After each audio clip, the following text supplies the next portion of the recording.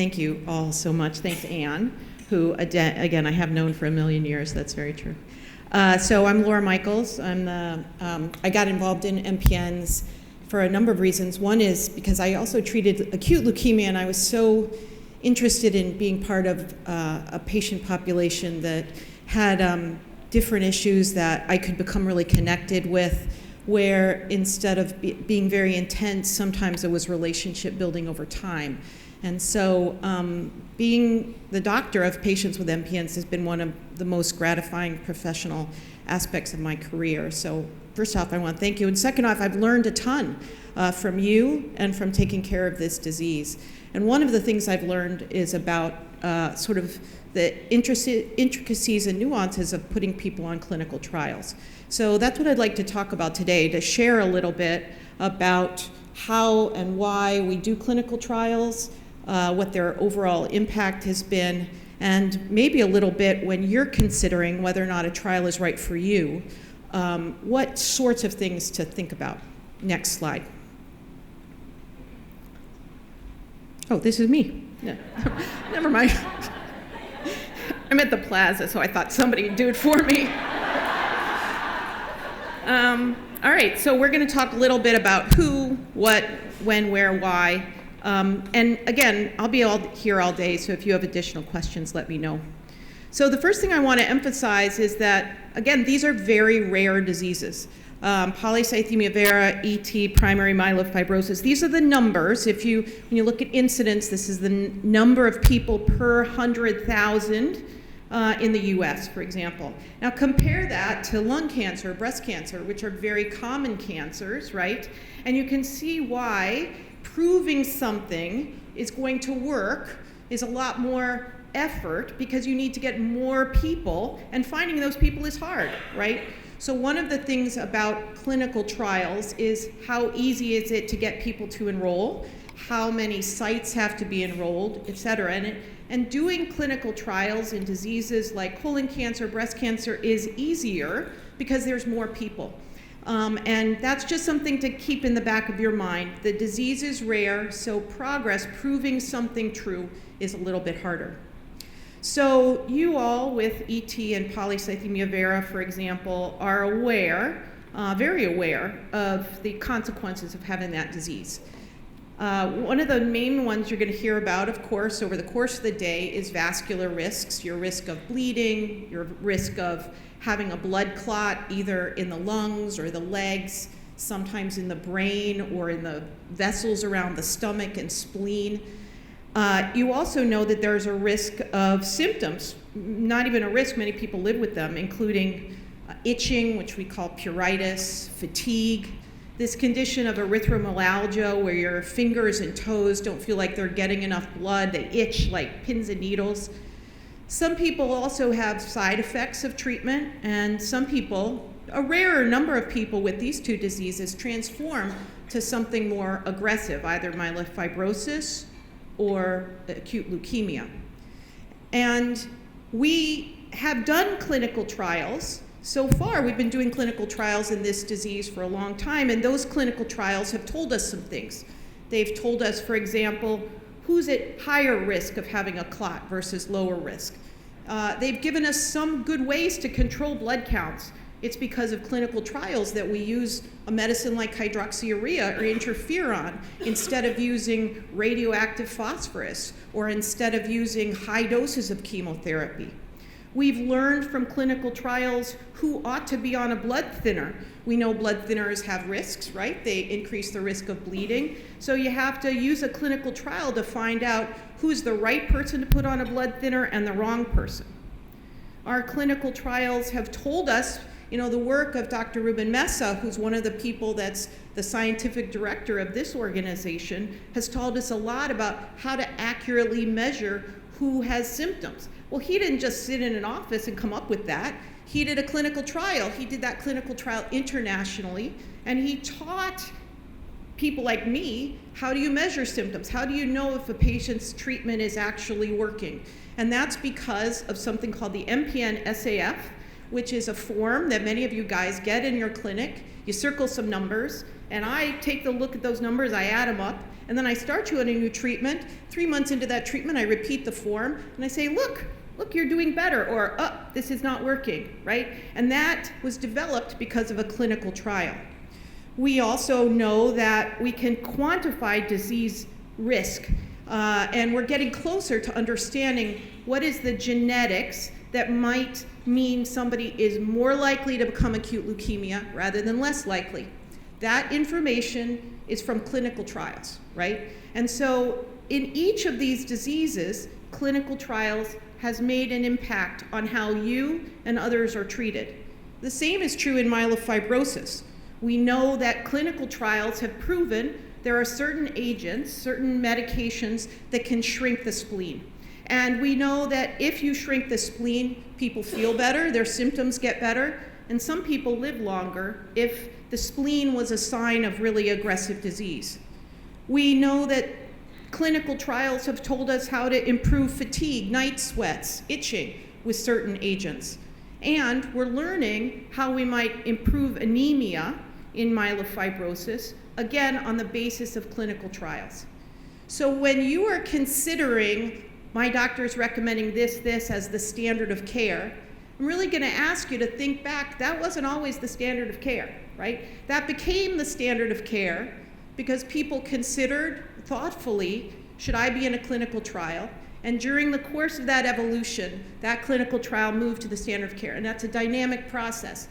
I would say in the last 2 years, the standard of care is changing, right? And that's, again, because of the accumulation of data from clinical trials and because of the generosity, altruism, thoughtfulness, engagement of patients. So if I can sell anything, at least think about a trial. Not every trial is right for the right person, and that's another thing I'm going to talk about. You have to be careful and consider which trial you might be interested in and whether or not it's right for you at your stage of disease. So that's why you should think about being on a trial and why you might want to ask your doctor about a trial. We have a lot more to solve, right? We have not hit the ball out of the park. We are moving it, but this is incremental steps. But we, as yet, don't have great ways to cure people. Transplant, stem cell transplant, can absolutely cure some individuals with myelofibrosis. That's not for everybody. The average age of these diseases is in the late, in myelofibrosis, for example, is in the late 60s, and cure may not be possible via that. So what are the best agents? Are there agents where we can cure people? And even more importantly, what are the best predictors of cure? If I can give you a medicine that says your spleen is going to shrink by X amount or your genetics are going to change by X amount, does that predict cure? And clinical trials help solve that question. We, of course, need better treatments with more effective outcomes, better tolerable outcomes that last longer. We still need to treat symptoms. I would argue that fatigue is still a problem we have not solved for a lot of patients and really changes their quality of life. And we also don't yet know how to prevent transformation of these diseases to something more aggressive. So these are some of our, what we call in the parlance of medicine, unmet needs. So things where we still need to make progress through clinical trials. And when you're designing a trial, you want to think about, at least from our standpoint, we want to think, where is the next step? Where do we need to go next? So people with more data about clinical trials, there's been evidence that they show they're more likely to participate in them. They're more likely to sign up, and they're more likely to understand their role in the trial. So we're going to talk a little bit about what a clinical trial is, oversight, why should you consider, and what are the key things to learn before signing up. Now, a lot of people think about clinical trials, and the first thing that they think about are some of the more notorious, unethical, and really stomach-turning parts of our own history here in the United States. Many of you have heard about the Tuskegee trial, which is a trial where men were enrolled in a clinical trial and their syphilis was untreated. These people were paid with burial prices and given extra food as a way to entice them to be in it. And even after the treatments for syphilis were discovered, those individuals were neither informed nor treated. And that has created a culture of distrust that the medical community is still trying to work against. And it's not the only example. People had been, for example, infected with hepatitis as a way to prove whether or not treatments work. People have been, for example, experimented on with incorrect information. So there is a long history of doctors not doing the right thing or not really respecting patients' autonomy in this. And we are constantly working to move past that. And knowing our history is a way to remember not to do it in the future. Now, what is a clinical trial? And you may also hear it called a clinical study. And there's really 3 categories of trials. One is preclinical research. This is where we might grow some cells in the laboratory and take some medicines and put those on those cells and see which cells die and which cells reproduce more quickly. That's all called preclinical research. The clinical trials that you might be involved in are between phases 1 and phase 4, and we'll talk about those. And after once a drug goes through this preclinical research, determining what is the best next step for it, it then enters clinical trials, and once it graduates from there, it's on the market.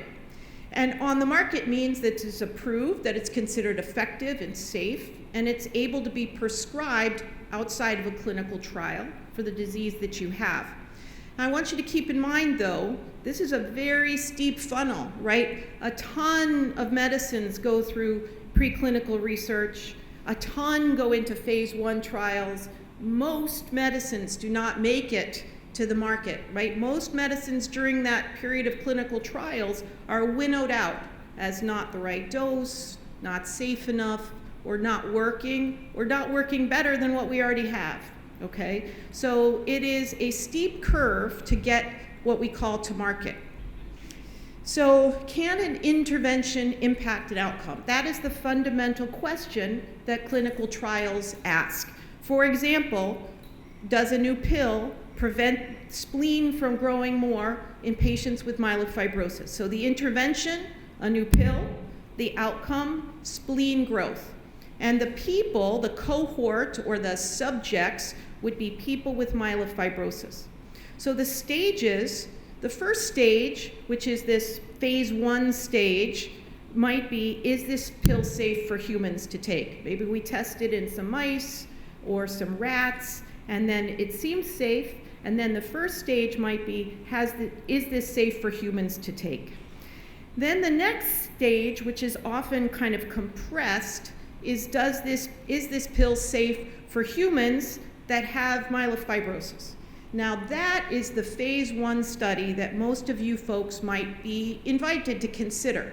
So is this a drug that's ever been given to people with myelofibrosis like me? Has it been given to people with myelofibrosis where the kidneys are a little compromised?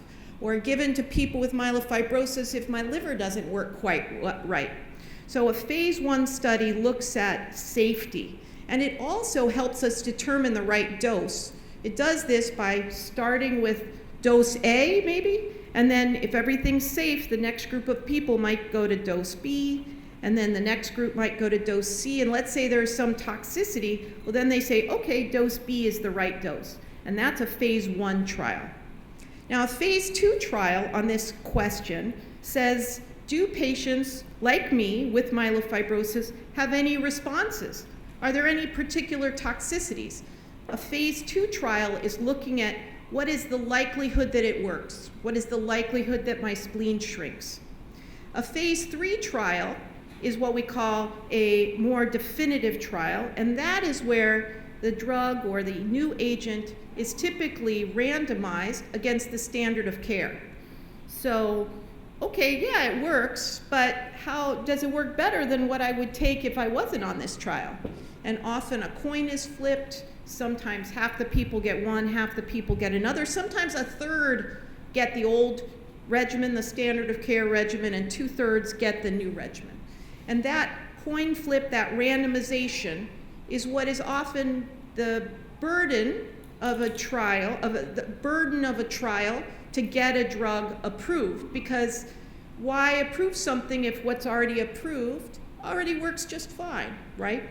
So that question, that phase 3 question, is something that if you're invited to be in a phase 3 randomized trial, is really looking to determine, is this better than the standard of care? I want to take a little tangent here. A lot of people say, well, I don't want to be on the placebo. I don't want to get nothing. I want to be treated.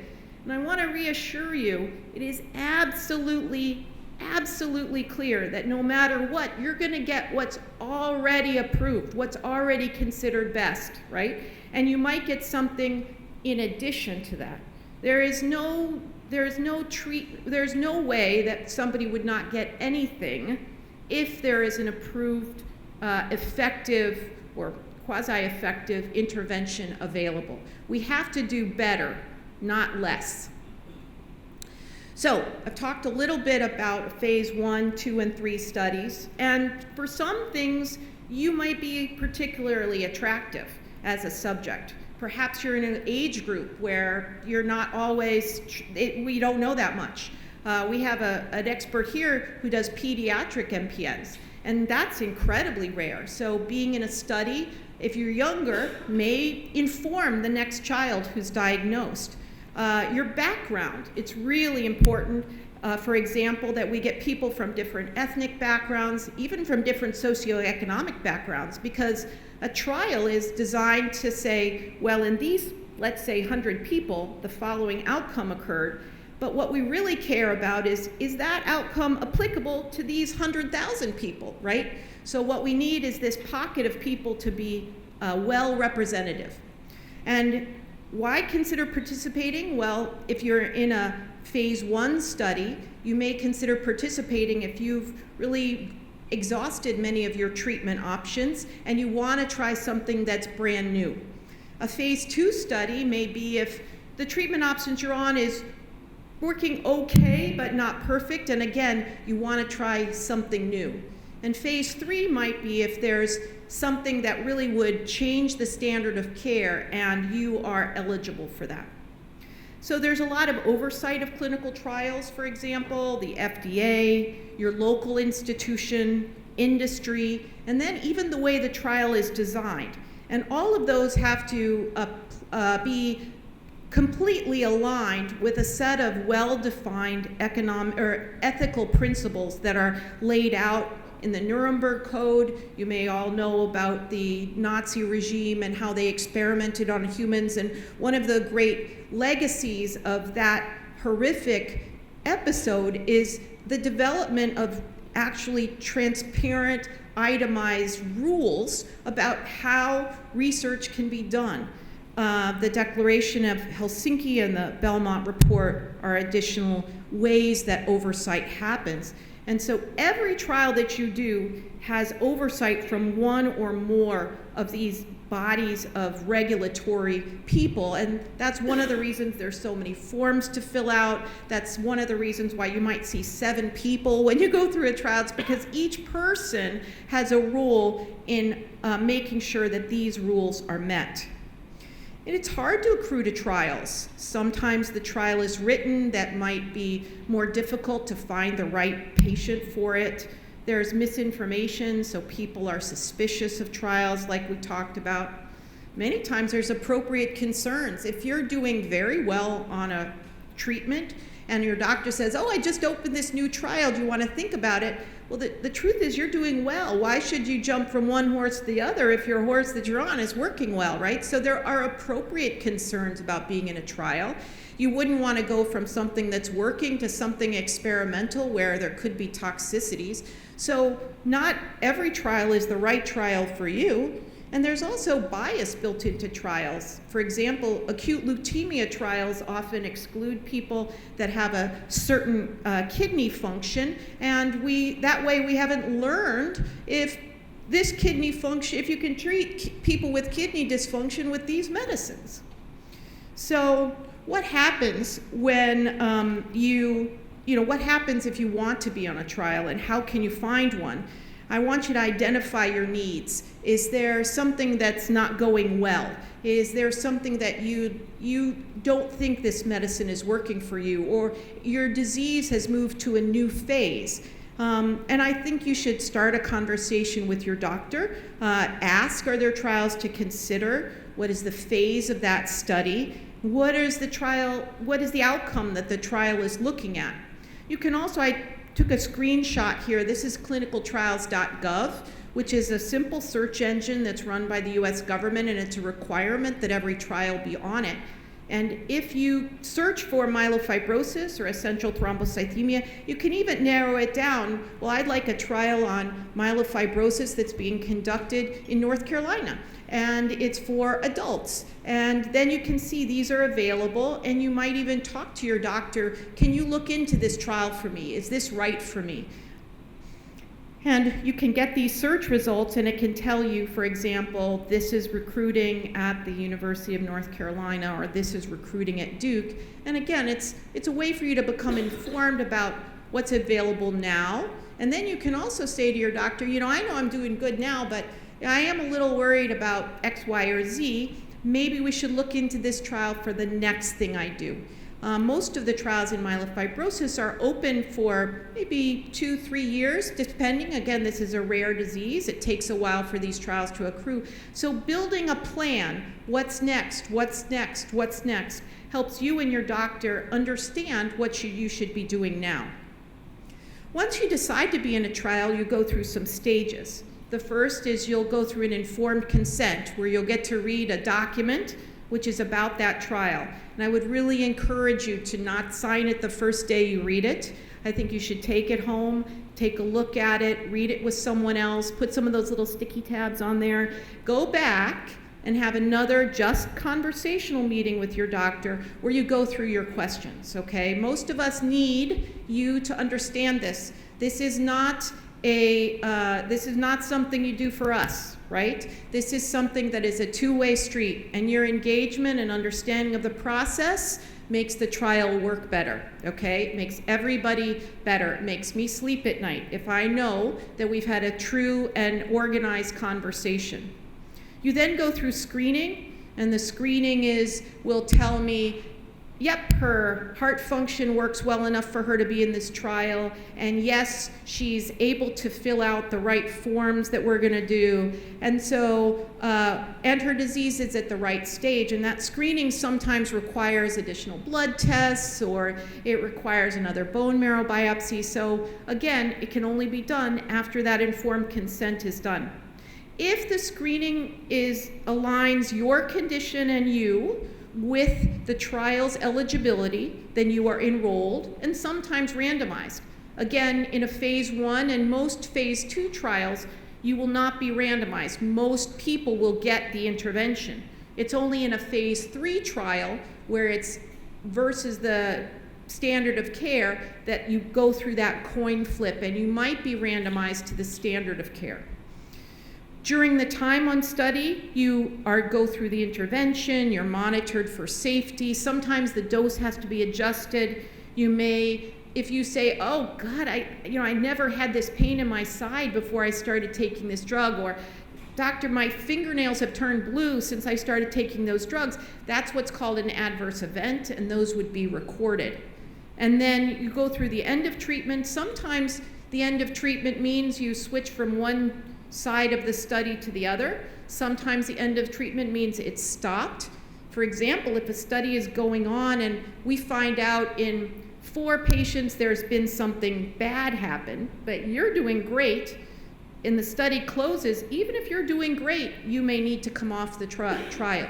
So again, that's part of the arrangements. You are part of a group of people, and the survival of the trial is on the basis of the group, not on the basis of you alone. And that's something that's a little bit different than if it's just you and me taking care of you in a clinic, right? That's the difference of being part of this bigger group. Informed consent requires that I disclose information. It requires that I disclose it in a way that you and I know that you understand it.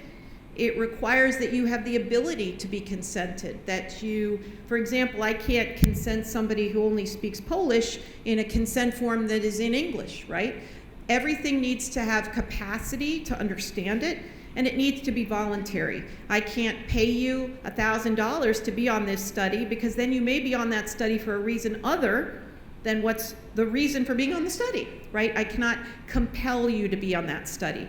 And so I talk about the treatment, I talk about what we would do if you weren't on the study. I talk about the risks and the benefits as best as I can, and I talk about what we don't know. So you're gonna get either the standard of care or the standard of care plus something. That plus something, that new intervention might help, but it's possible it would cause more toxicities that you would end up being worse than the standard of care. That's why we're doing the study. So there's going to be unknowns, and entering a study means being able to tolerate unknowns and being able to believe that that's something that you want to engage in. So this just goes through a lot of what the informed consent, the details of the informed consent, some of the things that you might be talked about. Now, a lot of times it feels really overwhelming, and it feels like, oh my God, my doctor walked in with 17 different options and I don't know what to do. When that is the case, I want you to say, doctor, I need you to pause. I can't take all of this in at once. I need some more time to think this through. Give me some things, give me some time and some assignments, and we'll come back and tackle it next time. One of the main things I want to emphasize is that patients need to tell their doctor their best way to be communicated, right? If you're in a relationship and you say, look, don't talk to me like that, I need you to talk to me like this, then that person knows how to talk to you. And so part of your engagement is telling your doctor, this is what I need for communication. This is the screening period. Sometimes it can be short, sometimes it can be long. You may have your eligibility criteria reviewed. The screening period also may mean that you have to stop some of the medicines that you're on before you start a new one, and that can be a pretty dangerous time. If you're on a JAK inhibitor, and to be on this new medicine, you have to be off of that for a month. That means you're off of the medicine for a month, and your spleen may grow, or you may have some night sweats, your itching may come back. Your doctor may be worried about that time and say, hey, I want you to come in every week that time. So this screening period can be a time of unease.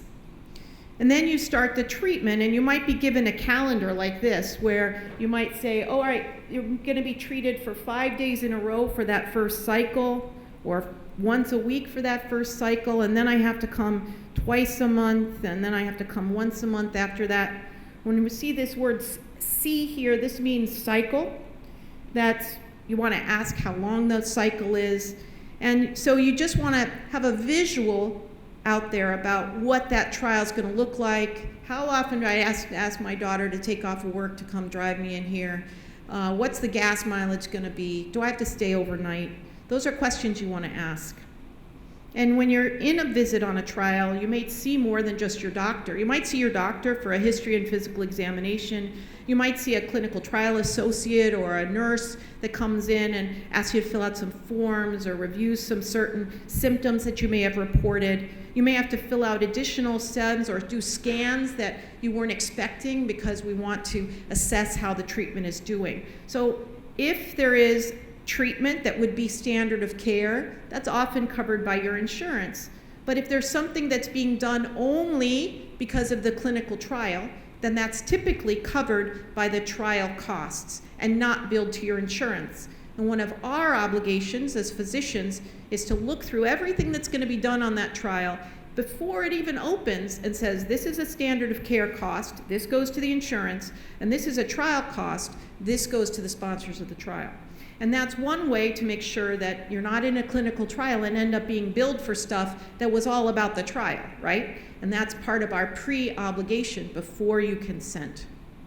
At the end of treatment, we assess how it's done, right? We try and do tests to make sure that everything is clear, that we've accounted for all the side effects that you've had, and that we've made sure that we've gotten as much information we can out of your participation. And that's because part of our obligation is that your participation is of value and that your participation is impactful. And that means we are obliged to get the details, to record every side effect, to report those honestly and transparently, and to let you know things like how the drug is doing. Oh yeah, this was presented in December. We think that there might be some benefit. Or I just got an email from the company. They're a little concerned about toxicities. We're going to put this drug on pause. So all that part of the relationship is about that constant back and forth. We are in a group together and we're communicating. So these are some of the things that I would encourage you to do when you participate in a trial to make sure that this is an impactful, transparent relationship. You have to review the consent. You have to make sure that you're communicating with the study team. You can't say, go to the GNC and start taking some protein powder without telling people, because it's possible that that protein powder interacts with the medicine that you're on. So you have an obligation to keep that. You want to keep a diary. You want to make sure that you're adhering to the study requirements and you're informing people of new symptoms, right? You don't want to be at home with abdominal pain that is because of this new medicine, because somebody in Akron, Ohio might be in that medicine. And if you don't report that your hair turned blue, then I might give that patient in Akron the medicine and their hair turns blue. So always being engaged in the process is important. You want to ask some questions also. Is this drug free? Is it going to be covered by insurance? Like I talked about, you want to make sure you understand what's going to be billed to your insurance. And you want to ask sometimes, if this is a trial that is only being held in a few parts of the country, sometimes the company will pay people to travel there. That's especially true in rare diseases because, again, the incentive is to get people with rare diseases onto trials. Again, you can also say, look, doctor, I'm coming from the Upper Peninsula of Michigan, and you live in Milwaukee. The travel costs for me to be on this trial are X, Y, and Z. Is there any way to get that reimbursed? And many trials will reimburse the costs of travel, for example, or even sometimes the cost of staying locally. I want you to also make sure that the terms that are being used you understand. Open label means that you will know what you're taking. There'll be a pill box and it says, experimental pill A, and you'll know that. Whereas some trials are what we call blinded, and you might have it just a placebo versus experimental pill. Those placebo-controlled trials are especially important when the study is judging things that are more subjective. So if I want to know how well you're sleeping or what your quality of life is, and I don't blind a study, I tell you you're taking the intervention, the experimental intervention, or you're taking a sugar pill, you may report, oh, I'm not sleeping very well because you're on the sugar pill, or I'm not sleeping very well because I'm on this new medication. But if I blind it and you don't know, your assessment of your symptoms is more likely to be unbiased. So one of the things that is true is when we're looking at patient-reported outcomes, those studies are typically blinded. There's also this thing, like I said, crossover design, and that's when sometimes you go from one treatment to the other or back and forth. So these are some of the resources for finding a clinical trial. I talked already about clinicaltrials.gov, which I think is very helpful. When I'm looking for a trial for a patient, I often go on there and I say, my patient just has this new thing that's occurred, or gosh, the treatments I've been using are absolutely not working. What could I do for them? I'll go on there and look. And these are some additional ones. I also want you to take advantage of the MPN patient advocacy groups like these, because many people can talk to you about them. And then sometimes you need to go to see a different doctor to get access to the trial. That doesn't mean you're giving up your other doctor. Sometimes you're just adding. So I just want to say thank you. Jason Gottlieb, who's a colleague of mine, shared some of these slides. I want to say thank you to Anne, but I mostly want to thank you guys because, as I mentioned, being part of this group and other patient advocacy groups has been incredibly gratifying. So thank you.